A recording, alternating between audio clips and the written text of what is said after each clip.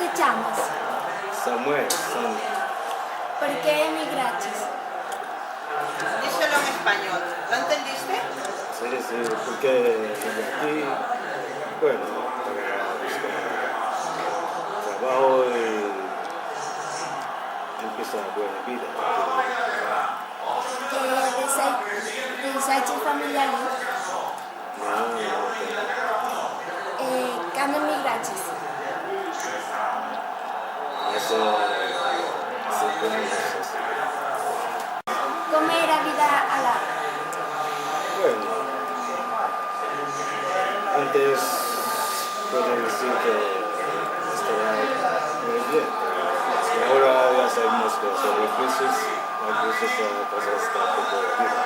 Pero bueno, podemos trabajar y ganar algo para la familia. Cuando llegaste sabías algo del idioma. De idioma.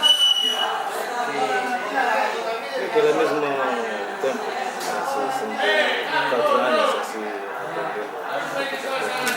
Pero lleva primero 3 meses solo aprendiendo gramático, tal, escribir, leyendo, y como que puede hablar, igual entender, tal, poco tiempo, 3 meses así solo. Pregúntale de dónde eras. ¿De dónde eras? Gana.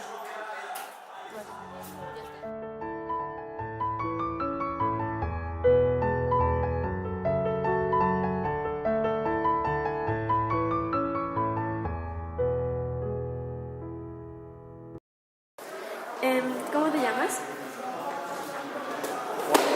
¿Qué? Jorge. Jorge. Ah, Jorge. Yo, English, George. George. Realmente es George. George, Nana. George. Cuando George es George. ¿Por qué emigraste? Me gusta. ¿Dejaste familia ya? ¿Dejaste familia en España? No, yo solo. ¿Cuándo emigraste? Cuando ¿Cuántos años hace? ¿Cuánto tiempo? yo, Sí. aquí, 20 años. ¿Cómo era la vida allá? La vida así mejor Canadá. Sí. No, te pregunta allá en tu país, ¿cómo era tu vida? En tu país, antes de venirte aquí. Yo, pescador. Era pescador. Cuando llegaste, ¿sabías algo del idioma? Mi familia. ¿Qué? Si sabías algo del idioma cuando llegaste. Y cuando llegaste hablabas español. Sí. ¿De dónde eras? Ghana. África.